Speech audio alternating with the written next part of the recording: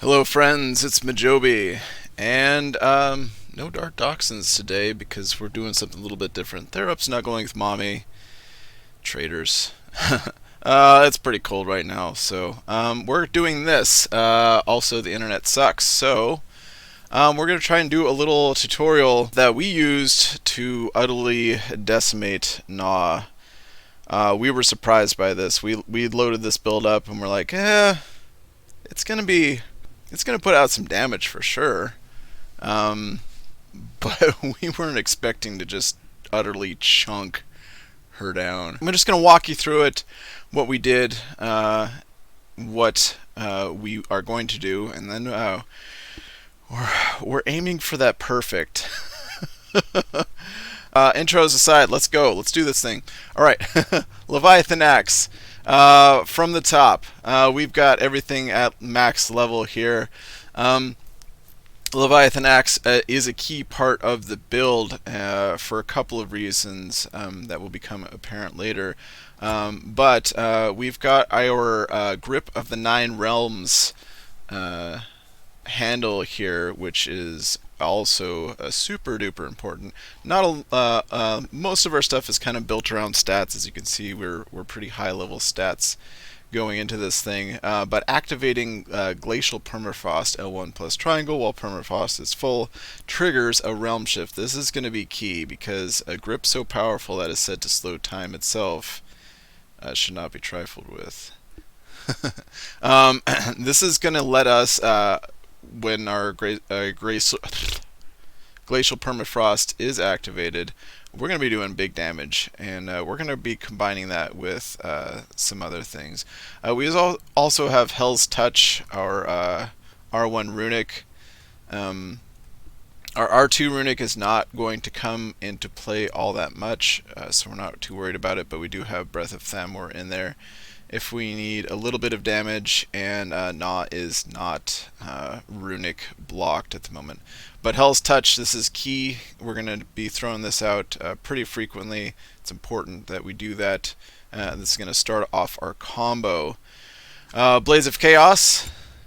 We've got the Pommels of Burning Unity. It is said the pommels burned for 15 days and nights when they were first forged.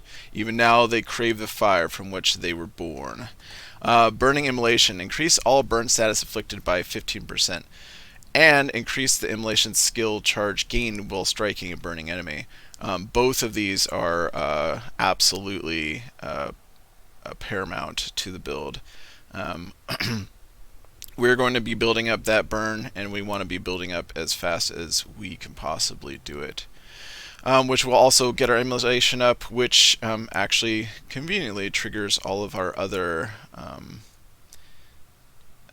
special damage attacks. The immolation, permafrost, maelstrom, etc. Those will all be building up at the same time. Alright, so, and then we will go into our light runic attack with the blades. That will be also an important part of the build. This will actually be our final step of the combo. Middle step is Dropnir Spear. Unfortunately, Dropnir Spear does not get a whole lot of play. We might throw a little damage out with this thing on occasion, just if we aren't. We need to be switching back to our blades pretty much right after Dropnir, and so it's we love the Dropnir Spear. It's not a slight on Dropnir, and unfortunately the build just requires Dropnir to not drop out essentially. But we got a lot of stats off of it. We got the soldiers. I can't pronounce that. Sautier. A sautier forged by the lady with the blood of a god. Its winding coils resemble Jormungandr, the world servant. I guess.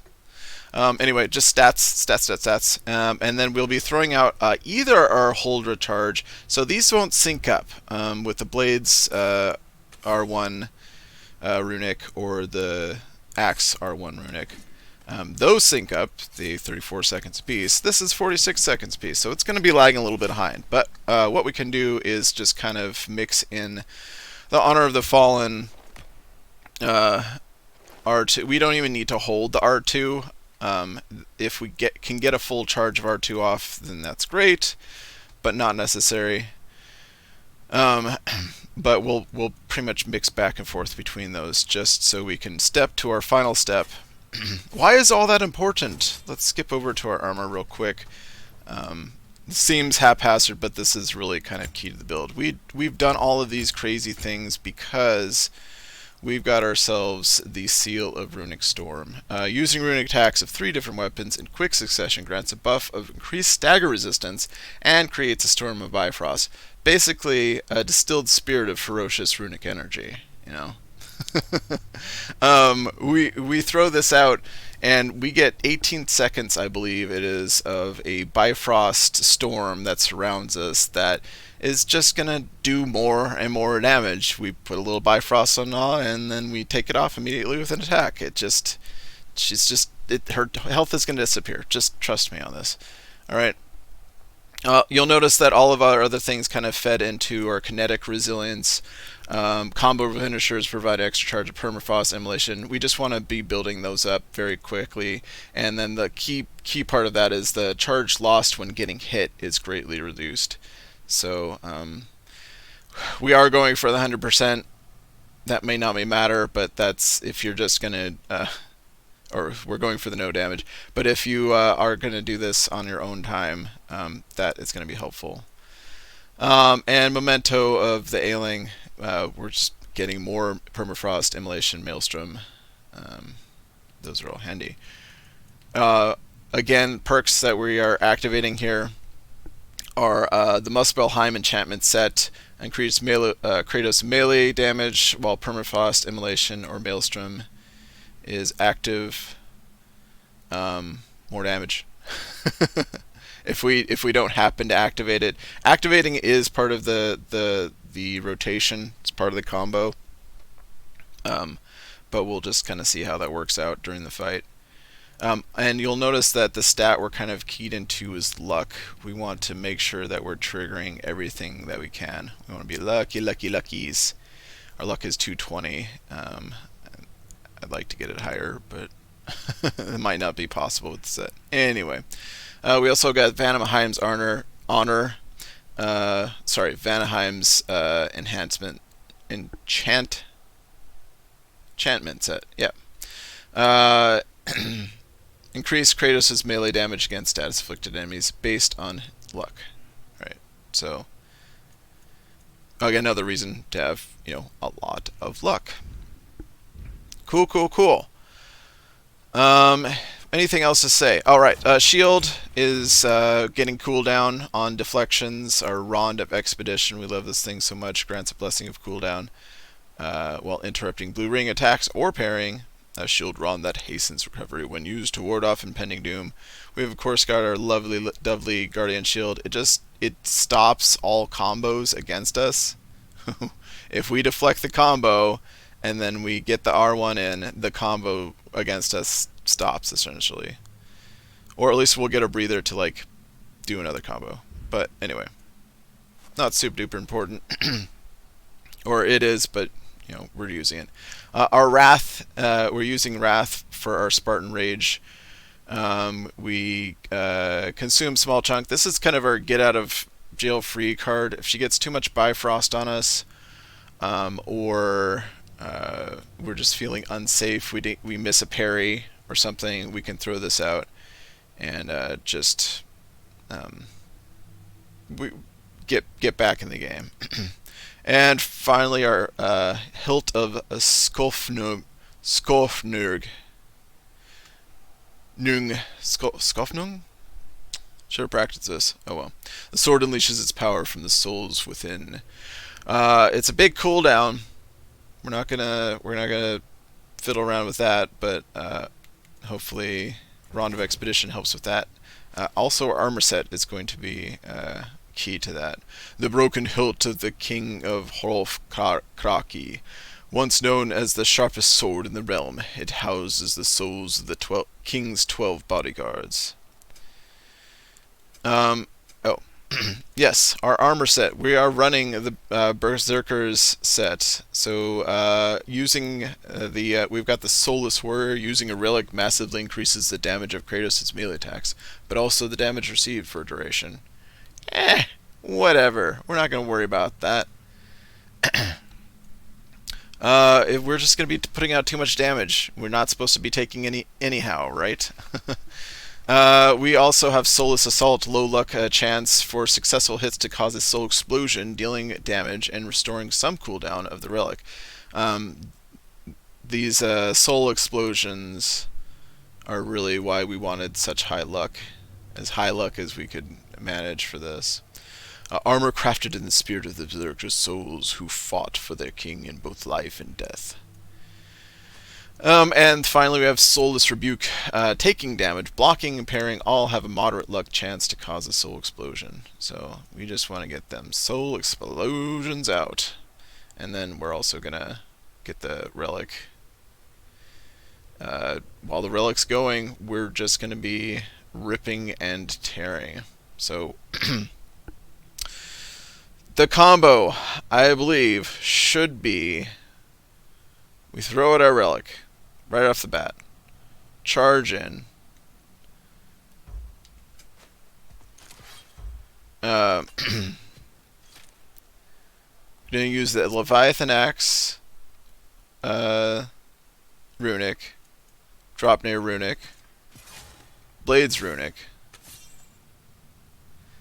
Alright, that should trigger our Bifrost Storm. Okay, we should be on the blades at this point. We're going to build up our... actually, we're going to build up her Immolation.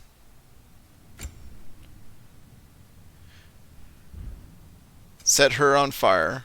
Once she's on fire, we immediately switch to the axe, trigger the Realm Shift with the permafrost, rather the glacial permafrost. This will just do tons of damage because she'll be suffering from extinguishing flames. She'll be burning. She'll have the Bifrost Storm going, the Relic going, and all the bonuses from our armor set. That's the game plan. We'll see if that works out. Alright, friends. We're here. Let's do this thing. First try. Here we go.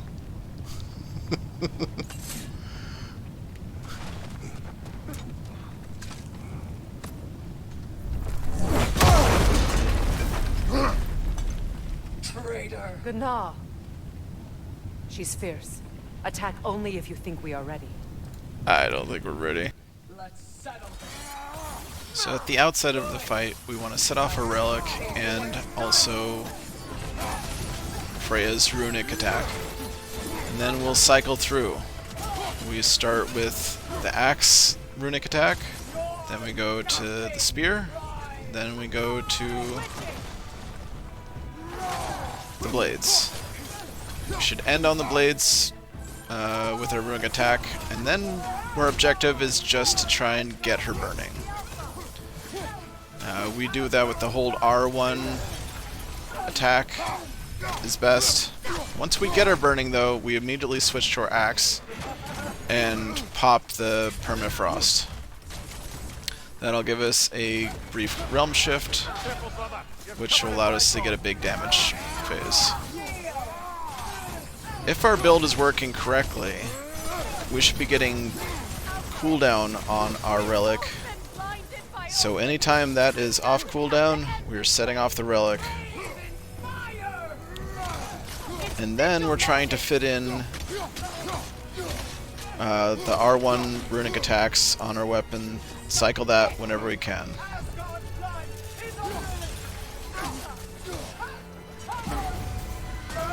Deflect when she leaps in the air. Ring attacks. So we had to do the R2 ring attack for the spear because the R1 wasn't ready. Relic is ready. So she has 2 arrows, or feathers that she'll throw. One you have to dodge, and that's off to the side. And, sorry, the red ring that you have to dodge, and then it'll come straight at you. And the ones that come off to the side without the red ring, which you just have to hold up your shield, like so. And the dodge. She will try and catch you out with that straight jab. If she comes straight toward you, dodge the right. Just like the original Valkyries. We've got a lucky timing off on the Flame Wave. And now we're just going into our permafrost attacks. Get the deflection. Relic. She's almost dead. That'll probably do most of the damage. We were trying to set up another cycle with the runic attacks, but she was already dead.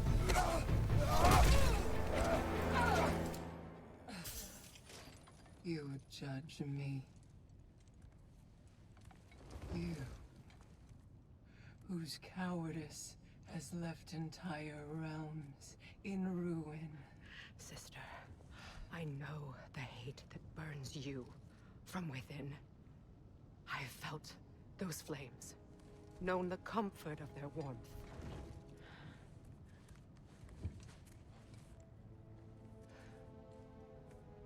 I wronged you. And I cannot change that.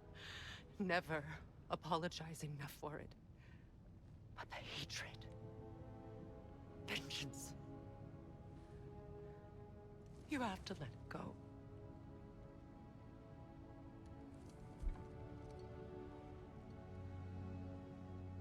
Finish it.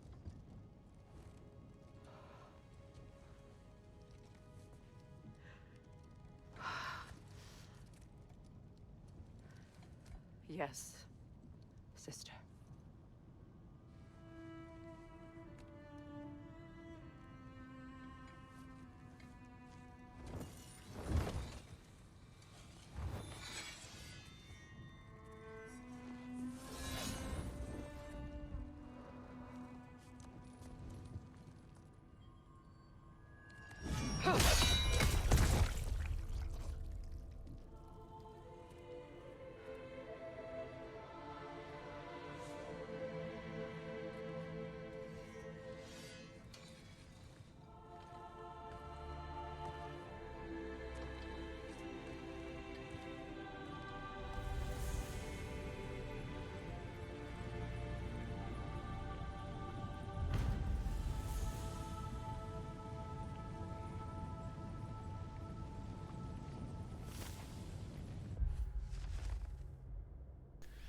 Well, friends, we've been recording for over an hour, and the fight probably only took 7-8 minutes at most. Anyway, yeah, this has been Majobi. Hope you enjoyed. Hope you got a little something out of this, and hope to see you back next time. Till then, friends, TTFN.